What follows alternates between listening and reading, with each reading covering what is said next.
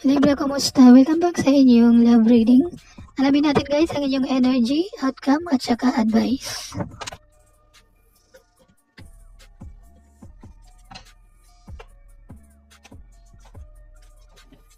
Sa Pinas ka man o sa ibang bansa, sana palagi kayong happy and healthy. Libra, meron po tayong Thrift Shop Magic. Hindi po kayo, kumbaga sa bilihin mura. May halaga kayo, so pahalagahan ang sarili. Yan. May kakayahan kayo na maging kung sino kayo. Meron din tayong dandandalyon. Kumbaga, swerte. So, maswerte po kayo sa mga bagay. Kung hindi po kayo maswerte sa kanya, so sa ilang bagay po, may swerte din kayo. Pero kung sa kanya, so isa kayong tao na maswerte. Yan. Meron din po tayong The Portal. Mga bagong oportunidad na paparating.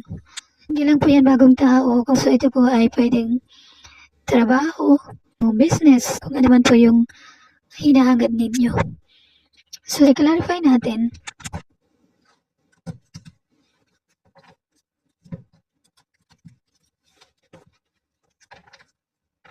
So, bakit po nandito si Thrift Shop Magic sa Libra?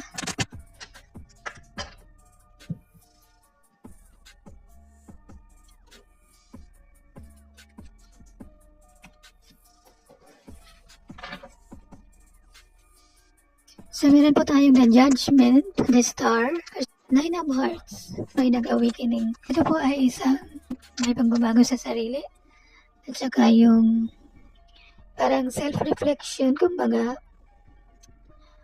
naging lesson learn mo yung tao mo. Sabi nga dito ay wish fulfillment mo yung tao na to.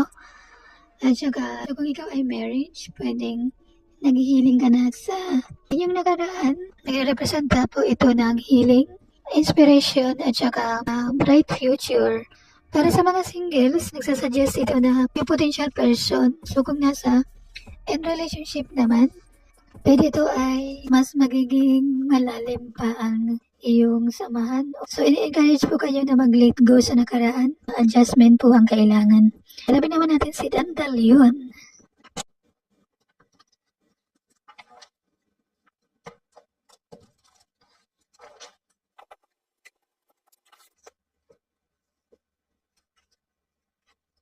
Okay, meron tayong The Moon, 9 of Diamonds, 7 of Speed.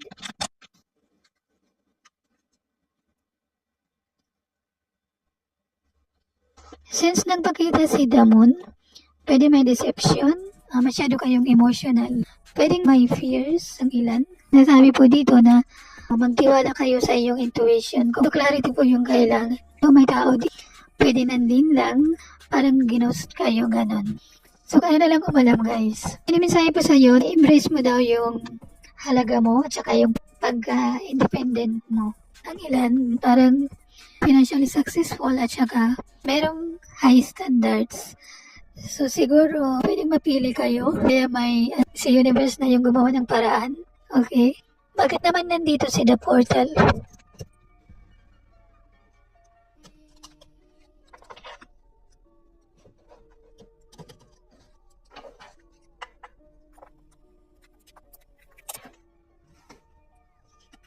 Okay guys, meron tayong 5 of Diamonds, 8 of Speed, 6 of Speed.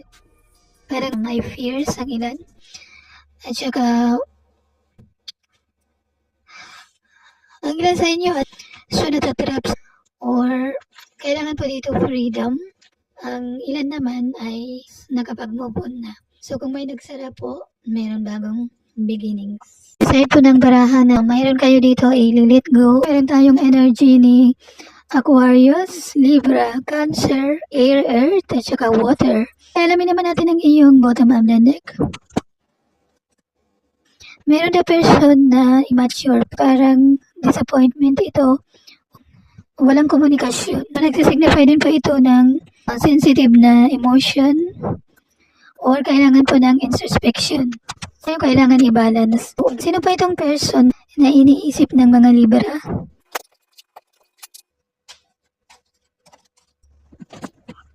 Six of Wands, So, pwede siya isang taong charismatic, nakatanggap ng achievement through public recognition. At saka, pwede siya isang natural leader. Okay, so kayo na lang alam guys. So, kung may mensahe si person, alamin natin ang kanyang mensahe.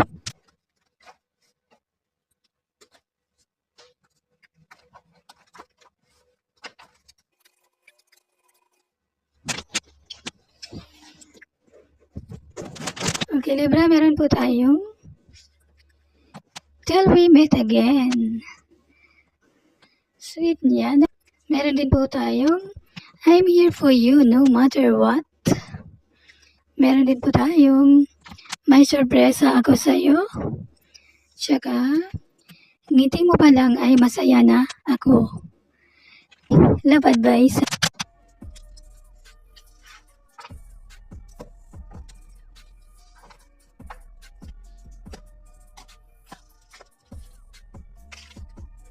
So, diba ito yung love advice?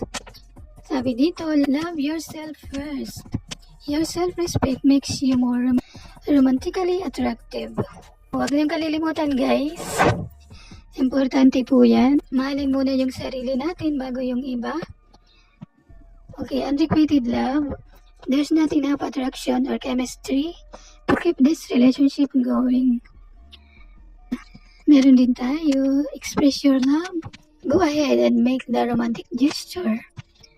So parang bagong person. And the last one, engagement. Your love life is ascending to a higher level of commitment. Mukhang mag-engagement. So Libra, yun lang naman ang para sa inyo. Thank you for liking, subscribing, and commenting. Spread love and hate to anyone. I love you all. Thank you and God bless.